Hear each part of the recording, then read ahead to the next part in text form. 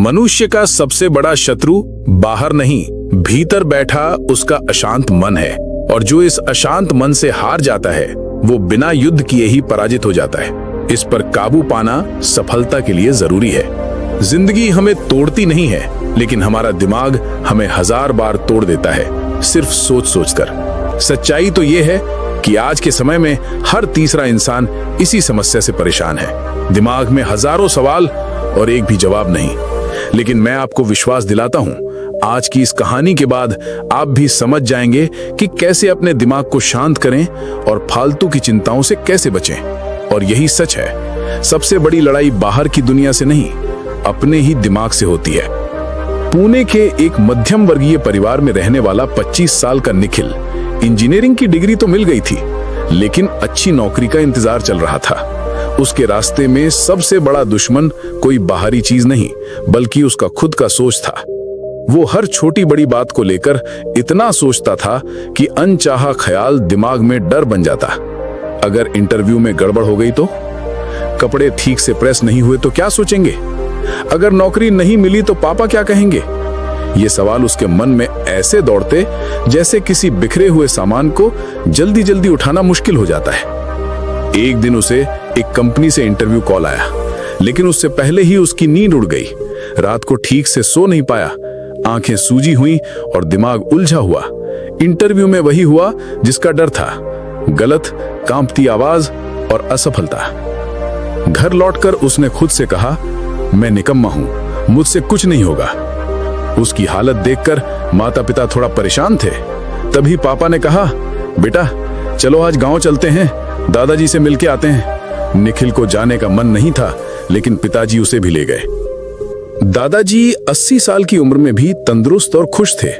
जिंदगी में कई उतार चढ़ाव देखे, लेकिन टूटे नहीं। खेत, बगीचे और साधारण जीवन के बीच भी उनमें एक चमक थी। निखिल को देखकर दादाजी बहुत खुश हुए। अगले दिन दादाजी ने निखिल को पास बिठाकर पूछा, बेटा बताओ तुम रोज अपनी सफलता के बारे में कितने घंटे सोचते हो।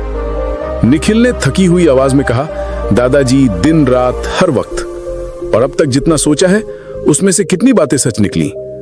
निखिल कुछ देर सोचकर बोला, शायद कुछ भी नहीं। दादाजी मुस्कुराए और बोले, यही तो परेशानी है बेटा, हम आधी जिंदगी उन डरों में सोचते बिताते हैं जो कभी सच होते ही नहीं। याद रखो, चिंता और चिंतन में फर्क होता है। चिंता हमें कमजोर करती है, डर बढ़ाती है और कदम रोक देती है, लेकिन चिंतन हमें रास्ता दिखाता है, समाधान देता है और आत्मविश्वास जगाता है। जिस तरह बारिश की बूंदें खेत को उगा सकती हैं, पर बाढ़ सब बहा ले जाती है, वैसे ही सोच अगर चिंतन बने तो जीवन संवारती है, और अगर चिंता बने तो सब कुछ बिगाड़ देती है। फिर उन्होंने 3 छोटे से नियम बताए। अगर समस्या का हल है तो उस पर काम करो, नहीं है तो छोड़ दो। भविष्य की चिंता छोड़कर आज का काम पूरा करो। जब दिमाग दौड़े तो गहरी सांस लो और खुद से कहो, ये सिर्फ विचार हैं, सच्चाई नहीं। निखिल ने इन नियमों को अपनाना शुरू किया। पहले दिन मुश्किल था, लेकिन धीरे धीरे उसे फर्क दिखने लगा। वो छोटी छोटी बातों पर अटकना छोड़ने लगा। रात को नींद आने लगी, चेहरे पर शांति लौट आई। कुछ हफ्तों बाद उसे फिर से इंटरव्यू का कॉल आया। इस बार उसने खुद से कहा, जो होगा देखा जाएगा, मैं अपनी पूरी तैयारी करूंगा। उस रात वो चैन से सोया। सुबह आत्मविश्वास के साथ इंटरव्यू देने गया और सफल हुआ। जॉब मिलने के बाद निखिल सबसे पहले दादाजी के पास गया। उसने कहा, दादाजी आपकी बातें सच थी। जब दिमाग शांत होता है तो फैसले साफ होते हैं। दादाजी ने मुस्कुराकर कहा, याद रखना बेटा, सोच दीपक की तरह होनी चाहिए, जो रोशनी दे, आग की तरह नहीं जो सब जला दे। निखिल ने अपनी जिंदगी में 3 मंत्र पक्के कर लिए।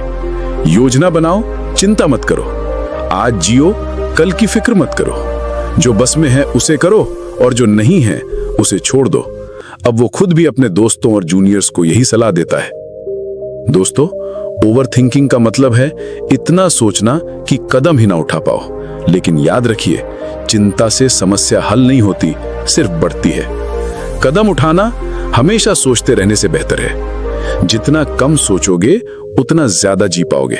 आपकी खुशी आपके हाथ में है, फालतू चिंताओं को छोड़िए और असली जिंदगी जीना शुरू कीजिए। अगर ये कहानी पसंद आई तो अगली कहानी आपको और बड़ा सोचने पर मजबूर कर देगी। अभी देखिए।